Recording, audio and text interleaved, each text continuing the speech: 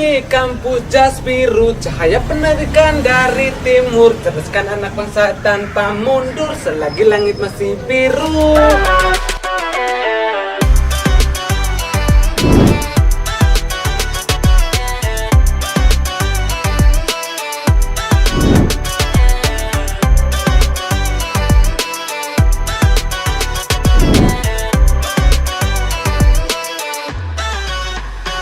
Jangan pikir saya terlalu bodoh untuk ini. Kau masih pemain, saya sudah jadi pelatih. Cukup untuk mau bermain. Kalau hanya sandaran kau cari orang lain. Ini hati bukan bermain. Halo kakak. Aku dulu kakak. Saya Mentari kakak. Oh iya. Oh iya kakak, sesuai dengan yang kemarin kita bincang-bincang di telepon itu, saya mau bertanya sedikit nih tentang kakak. Kakak asal dari mana? Saya asal dari Lembata. Kakak asal dari Lembata. Oh iya kakak, saya boleh tahu tidak alasannya kakak memilih prodi PGSD? Oh iya, baik. Kalau saya cita-cita dari dulu ingin jadi seorang guru SD. Habis datang ke sini, kuliah di sini, kenal dengan teman-teman banyak. Saya baru sadar kalau saya ini ada bakat lain selain dari guru. Oh iya, sabar kakak punya muka ini kayak tidak asing, kayak saya pernah lihat di mana? Di YouTube kah? Iya, saya biasa sering nyanyi di YouTube. Oh, pantas. Kakak musisi kan? Kakak itu kalau menyanyi itu biasanya dengan teman-teman atau mungkin sendiri? Kalau kami biasa dengan teman, nyanyinya biasa dengan teman. Ada grup mungkin begitu kakak? Ya, ada grup namanya HKGND. HKG itu apa kakak? Hip Hop Kampung. Hip Hop Kampung. Ah, G-nya? Generation. Generation. Oh iya. Lagu-lagu yang biasa kakak nyanyikan itu biasanya di cover atau mungkin kakak ciptakan sendiri? Oh, jadi ada lagu yang saya cover itu dari Kakak Sundestro. Oke. Habis ada juga yang kami ciptakan sendiri, ada yang saya ciptakan sendiri, ada yang duduk renggut dengan teman-teman. Oke. Berapa lagu yang kakak ciptakan sendiri? Kalau saya sendiri ada 2 lagu. Satunya pakai kami punya bahasa dari sana kampung, bahasa daerah dari Bahasa kampungnya. daerah kampung. Itu judulnya Ario sampai hati, yang artinya ada sampai hati gitu. Ya ada tegas sekali gitu. Oh iya iya. Ini ceritanya tentang percintaan. Oh tentang percintaan ya. Kalau Terus yang kedua? Yang kedua ini ceritanya tentang kampung. TMC yang artinya Tua Mado Marin Cinta Damai. Cinta Damai. Oke, bisa kakak ceritakan proses saat mixing lagunya begitu? Kan lagu daerah iya. gitu. Jadi proses mixing lagunya itu tuh kami pakai aplikasi, ada Pakai aplikasi. Ya, aplikasi untuk edit musik kalian dengan rekamannya. Oh iya, nama aplikasinya apa kakak? Oh, nama aplikasinya Fruit Loop. Jadi itu tuh ada tipe-tipenya. Jadi kami yang pertama kami pakai yang FL Studio 10. Habis berjalan begini karena orang-orang kebanyakan mereka yang sudah senior tuh seperti LHC Lembata mereka kan pakai FL Studio yang tipe 20. Sudah dari kakak begitu, kakak Sebas kami punya beatmaker tuh dia ganti mainnya di FL Studio 20. Oke. Terus untuk proses video klip nih kakak, bisa kakak ceritakan? Oh ya, baik. Jadi untuk proses video klipnya itu tuh kami masih sederhana sekalian. Oke, iya. Jadi kameramennya itu namanya kakak Safer, anak PGSD juga. Itu tuh kami kumpul di satu tempat, diskusi bersama tempatnya di mana. Oke. Habis jam berapa kami jalan untuk pembuatan videonya.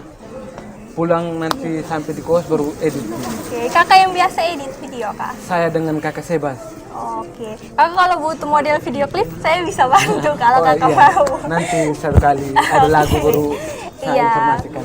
Oh ya kakak, saya mau tanya tanggapannya kakak, cara kakak melihat pandangan tentang dunia pendidikan dan juga hobi kakak kan bermusik nih. Oh, iya. Itu tanggapannya kakak bagaimana?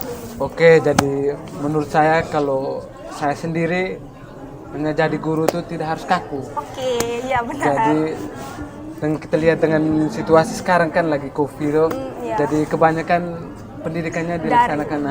iya. Jadi bisa kita pakaikan media pembelajaran itu pakai YouTube. Bisa kita buat video, kirim linknya ke anak-anak melalui WA group sehingga mereka nanti bisa belajar di rumah. Ya, karena kan memang tergantung dari gurunya juga. Kalau gurunya asik, nyaman, enak, pasti anak-anak murid juga betah. Benar-benar kakak. Bagus juga konsepnya. Terima kasih kakak. Yo, sama-sama. Oke guys, jadi itu tadi bincang-bincang saya dengan Kak Eman. Sekarang waktunya kita konfirmasi ke ruangan Kaprodi ke Bapak Gusti Dadi. Ikuti saya, yuk kakak. Salam damai dari kami, anak-anak DMC, biar jauh tetap sehati. Damai kami sepanjang hari, banyak orang membenci, tapi kami tetap santai. Salam kompak anak DMC, dua Madomar dan cinta damai. Berjuta kilo jauh dari kampung halaman, terpisah jarak dan waktu jadi halangan. Tak bisa kulihat, terbatas dari pandangan. Halo, selamat siang. Siap Pak, saya kebetulan mau bertamu ke ruangan Bapak nih. Kami kebetulan bertemu di sini. Oke, ada perlu apa? Saya mau bincang-bincang sedikit Pak, ada mau bertanya. Oke. beberapa hal. Eman? Terpisah jarak dan waktu jadi halangan. Tak bisa kulihat, terbatas dari pandangan. Sungguh tak tahan hatiku ingin pulang ke sana. Ayah, ibu dan semua sahabatku tinggalkan, sendiri bertahan hidup di tanah perantauan, mencari ilmu. Saya buka masker saja ya. Boleh Pak, iya. Kan kita di Uniflor sudah vaksin, Iya. rata-rata sudah 2 kali, jadi saya Oke, buka. Pak. Yang penting kita atur jarak dan prokes diikuti. Iya. Pak, saya ada beberapa pertanyaan nih. Kakak Eman ini kan salah satu mahasiswa di Prodi PGSD ini yang mempunyai bakat di luar bidang akademik ini kan ya Pak. Nah, pandangannya Bapak nih untuk mahasiswa-mahasiswa kayak Kakak Eman nih yang punya bakat di luar akademik itu, bagaimana Pak? Kalau kami di Prodi PGSD, sebagai pimpinan saya bersama dengan Pak Sekretaris Prodi dan Bapak Ibu dosen, kami biasanya memberi apresiasi untuk mahasiswa kami yang punya prestasi. Ada prestasi akademik, ada yang non-akademik. Salah satu yang kelihatan yang tampil adalah Eman. Dia punya channel YouTube, lalu dia mengembangkan bakat di bidang musik. Jadi yang saya apresiasi dari beliau adalah bersama teman-temannya mereka berkreasi untuk menghasilkan channel YouTube yang isinya adalah lagu-lagu yang mereka ciptakan sendiri, lagu-lagu yang mereka aransemen sendiri, dan kemudian mereka menampilkannya dalam bentuk video di YouTube. Dan itu semua otodidak, tidak diberi pelatihan. Cuman kami di Prodi biasanya menyiapkan itu dalam bentuk UKM. Di Prodi ada UKM yang kami sebut dengan UKM Seni Budaya. Di situ mahasiswa diberi wadah untuk mengembangkan talenta mereka di bidang musik. Iya. Tinggal didampingi oleh dosen yang kami percayakan. Nah Pak, sejauh mana dukungan dari Prodi ini kepada mahasiswa-mahasiswa yang berprestasi, baik itu di bidang akademik maupun non-akademik? Oke. Kalau mahasiswa yang berprestasi, biasanya kami membuat daftar untuk mahasiswa berprestasi di bidang akademik dan non-akademik. Dan di Uniflor itu ada beberapa tawaran beasiswa yang bisa kita gunakan untuk memberi motivasi bagi mereka-mereka yang berprestasi. Jadi setiap ada nama yang berprestasi kita bikin dalam daftarnya, ada beasiswa kita utamakan mahasiswa yang berprestasi. Karena bagi kami mahasiswa berprestasi ini akan menjadi contoh atau bentuk promosi untuk adik-adik yang masih semester bawah ataupun untuk siswa-siswa SMA yang ingin bergabung.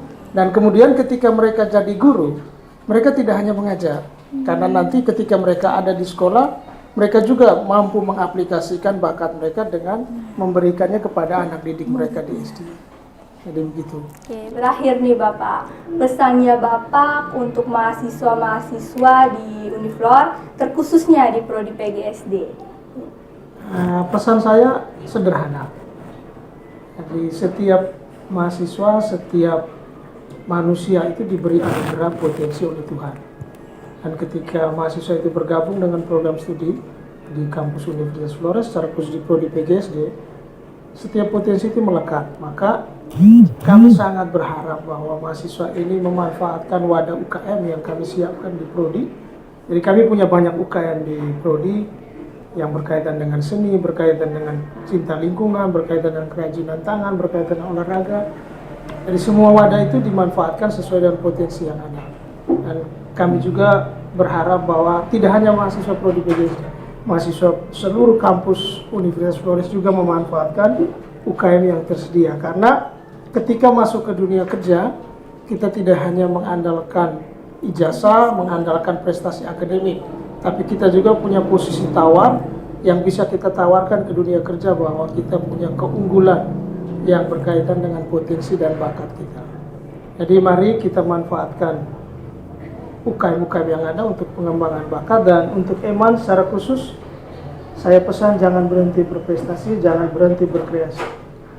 Tularkan semangat virus baik ini kepada adik-adik, kepada saudara-saudara di kampus ini, supaya adik-adik juga mengembangkan potensi mereka. Mungkin tidak hanya bidang musik, bidang pertunjukan, tapi juga bidang-bidang lain yang mana sesuai dengan potensi dan bakat mereka.